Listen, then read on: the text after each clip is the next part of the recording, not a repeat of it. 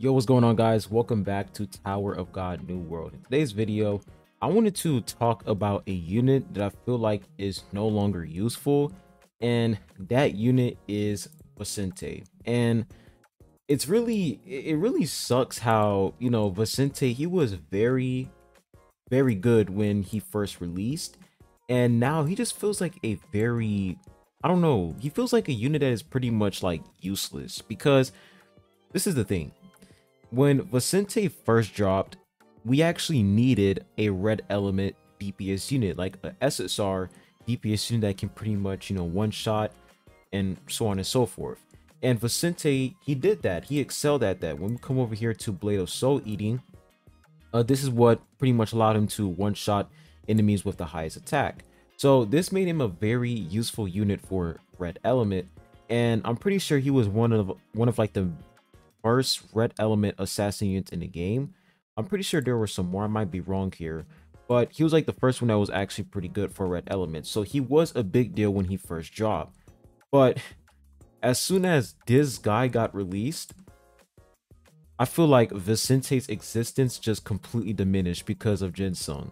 Like, I don't even remember the last time I even used Vicente ever since Jinsung dropped. I just feel like Jinsung, he is way better when it comes to one-shotting enemy. He does more damage. He literally requires 0 stars. Like, you don't need any copies on him. He's perfectly fine at 0 copies. And his survivability is very good.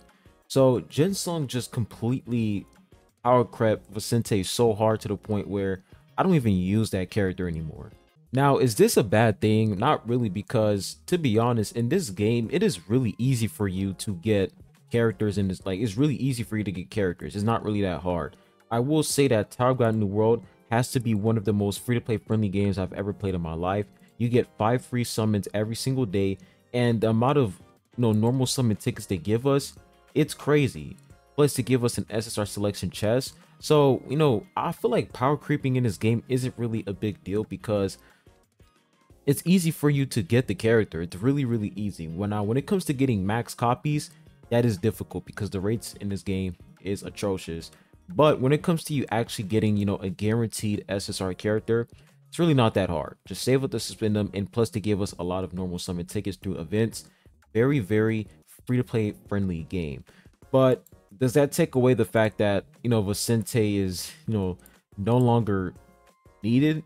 Nah, that doesn't take away that fact, because I do feel like Vicente, he is a good unit, but if you do have a HUD Jinsung, then why should you even use this character, to be honest? Like, I just feel like Jinsung, he just performs way better. And if you guys are thinking, well, why can't we just put both of them together? They can't work together because both of them, they will target the unit with the highest attack. If we come over to look at Vicente's skill right here, it says that he's going to, if I can actually find it, says Vicente casts a spell to pull the enemy with the highest attack in front of himself, blocking them and decreasing their evasion by 80%. So he's going to target the enemy with the highest attack. And when we take a look at Jinsung, he does the same exact thing as well. He's gonna pull the enemy with the highest attack.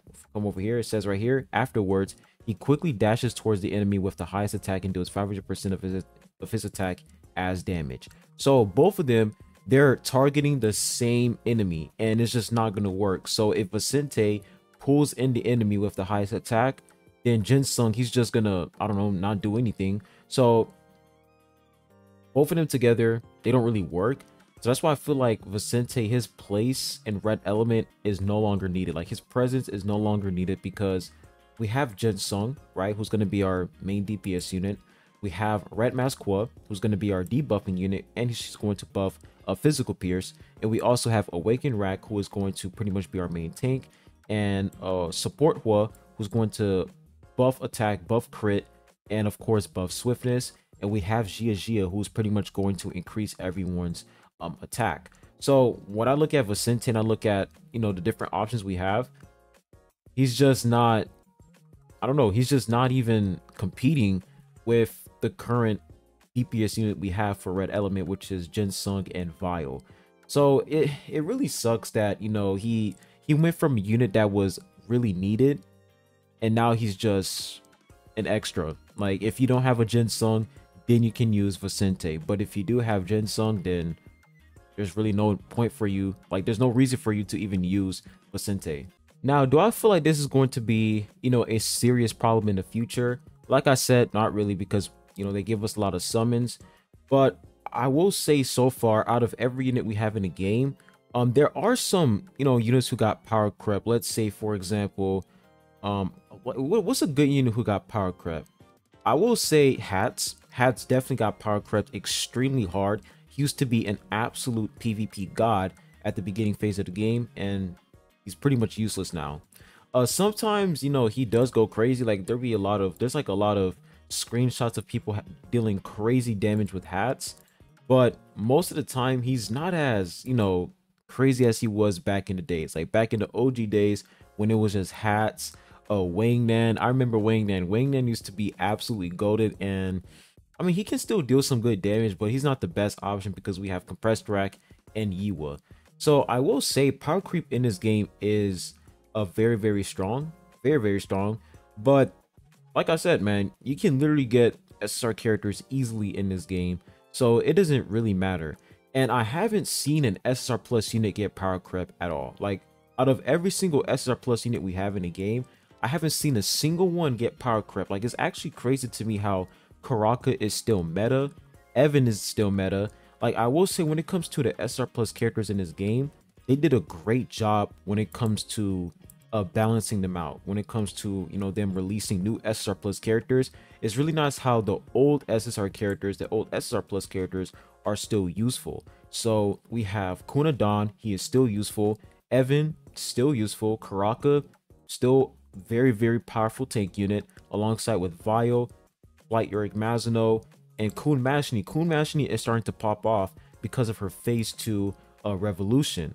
So I'll say when it comes to SSR Plus characters, they're still good. I haven't seen a single SSR Plus unit get power crept in this game. Like, Datazahard is still busted, which is crazy to me.